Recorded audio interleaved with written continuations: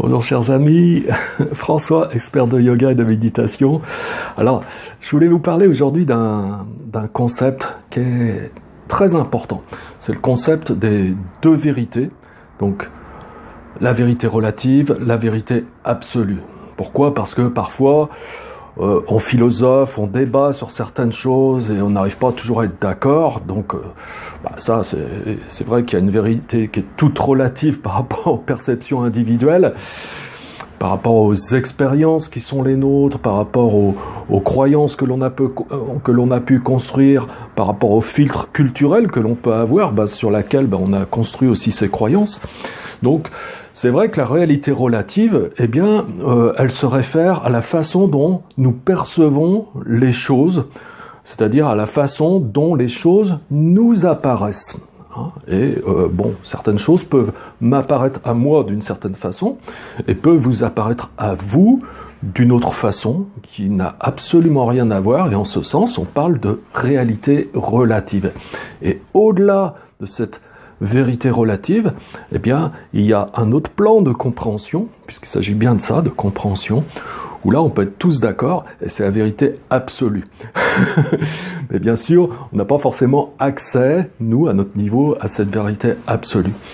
Voilà. Alors, pour mieux comprendre, dans la philosophie Advaita Vedanta, c'est la philosophie purement non dualiste, dans la tradition du yoga, où là, on utilise des métaphores, des analogies qui permettent de clarifier le sens complexe d'une philosophie et que ça puisse être rendu possible à notre compréhension. Alors, il y a plusieurs analogies qui sont faites comme ça, et moi j'aime bien la philosophie de la corde et du serpent, vous savez. Imaginons, vous êtes dans une pièce et il n'y a aucune lumière, il fait complètement noir et vous essayez de trouver vos repères pour pas vous heurter à un mur, par exemple, ou à un meuble. Voilà, et vous touchez un petit peu les choses comme ça, alors vous sentez, ah tiens, là il y a une chaise, vous avancez, ah tiens, ah oui, il y a une table, et puis vous tâtonnez un petit peu, et tout d'un coup, vous sentez quelque chose, et vous pouvez être pris d'un effroi total parce que vous venez de toucher quelque chose, et pour vous, vous avez eu l'impression que c'était un serpent. Et donc ça vous a complètement effrayé, du coup vous criez, et là il y a quelqu'un qui est dans la pièce d'à côté, qui arrive, qui lui sait où est l'interrupteur pour mettre la lumière dans la pièce. Alors il met la lumière et vous découvrez que, en fait, il n'y a pas de serpent, il y a une corde. Mais vous avez pris la corde pour le serpent. Donc quand vous avez pris la corde pour le serpent c'est la façon dont vous apparaissaient les choses. Mais en réalité, ce n'était pas un serpent. Ça, c'est la vérité relative. Et la corde, ça, c'est la vérité absolue, on pourrait dire. C'est juste une métaphore. Voilà, ça permet de comprendre un petit peu. C'est-à-dire, la vérité relative, c'est simplement que là, maintenant, je vois les choses, je perçois les choses, je peux sentir les choses, je peux penser, je peux faire des choses, et je fonctionne sur le plan de la dualité, c'est-à-dire où tout se fonctionne par paire d'opposés. C'est-à-dire oui, non, bien, mal. Alors il peut y avoir moi, toi, voilà.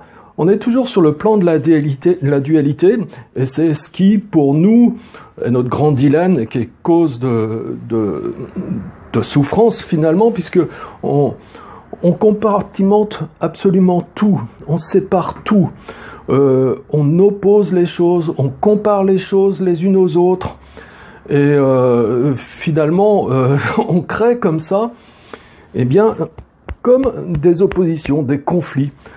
Et c'est aussi ça qui est source d'incompréhension, qui même, parfois, est source même de guerre dans notre monde. C'est justement le fait que l'on perçoive les choses uniquement sur le plan de notre réalité, la réalité relative, celle sur laquelle on est le plus souvent. Et la réalité absolue, elle, c'est au contraire une réalité qui se trouve au-delà des concepts, au-delà de cette relation duelle où on oppose, où on compare, où on met les choses les unes en face des autres comme ça. Hein. C'est la réalité absolue, c'est une réalité qui est au-delà même du concept de souffrance ou de bonheur, c'est-à-dire que là, on n'oppose plus la souffrance au bonheur, c'est au-delà de ça. C'est un plan sur lequel on atteint une autre forme de liberté qui nous est inconnue, une autre forme de bonheur, où là, on est dans l'état de non-séparation, on est dans l'unité. C'est-à-dire, à ce stade-là, donc c'est le yoga, puisque le yoga, c'est l'union. Hein. Et quand on parle d'union, quand on parle de yoga, bah c'est de ça qu'on parle. On parle de réalité absolue. Hein. Le bonheur absolu, bah c'est ce qu'on appelle dans le yoga Ananda, ou autrement dit la félicité, hein, où on expérimente un bonheur qui n'est pas conditionné, un bonheur qui est libre de toute saisie, que l'on peut faire comme on fait d'habitude. Hein, c'est-à-dire, on est uni véritablement à notre nature propre, on est uni à notre nature propre, à un stade où nos qualités peuvent se révéler complètement, hein, où nos qualités sont complètement actualisées. Voilà. Alors, tout ça, c'est juste une histoire de reconnaissance, de comment les choses sont, voilà, réellement. Hein, alors à ce sujet, il y avait donc un grand philosophe indien, donc qui est considéré comme la référence sur le plan de la philosophie purement non-dualiste, l'Advaita Vedanta, c'est Adi Shankaracharya. Il disait comme ceci, il disait Brahman, autrement dit ce qu'on pourrait appeler nous dans ce qu'on connaît, nous, ici en France, ce qu'on pourrait appeler Dieu, Brahman est réel, l'univers est irréel, Brahman et Atman ne font qu'un et ils sont réels. Hein, Brahman et Atman, Atman c'est l'âme, simplement, hein, notre âme. Hein, d'ailleurs, on dit Mahatma Gandhi, vous avez entendu parler de ça. Maha, c'est grand, Atman, c'est l'âme. Hein, donc, quand on dit Mahatma Gandhi, c'est la grande âme, Gandhi. Hein, donc, tout ça pour dire que notre vraie nature, ben, c'est une nature divine. Hein, notre âme, donc Atman, c'est une nature divine, c'est Brahman. Hein, Brahman et Atman ne font qu'un. Voilà. Donc, il y a une vérité relative, hein, c'est celle que vous voyez ici, hein, c'est Yogesh, François, tel qu'il vous apparaît ici, avec toutes ses caractéristiques propres, et impermanente par ailleurs, hein, puisque bon, bah, ce corps il s'est manifesté à un moment donné, et puis à un moment donné il arrêtera de se manifester, bah, ça c'est une vérité relative. Hein, et la vérité absolue, eh bien c'est cette âme qui est par essence divine. Voilà. Et Brahman et Atman ne font qu'un. Bon, c'est un peu complexe, on peut encore détailler tout ça, en parler un peu plus. Pour ça, je vous invite à ce moment-là à participer à la formation de professeur de yoga, où là on prend le temps de parler de tout ça, de répondre aux questions, parce que c'est vrai, quand je vous parle en vidéo, c'est pas forcément complètement interactif, mais si vous avez des questions, vous pouvez les poser en commentaire, bien sûr. Et puis bon, j'espère pour autant que cette vidéo vous a plu.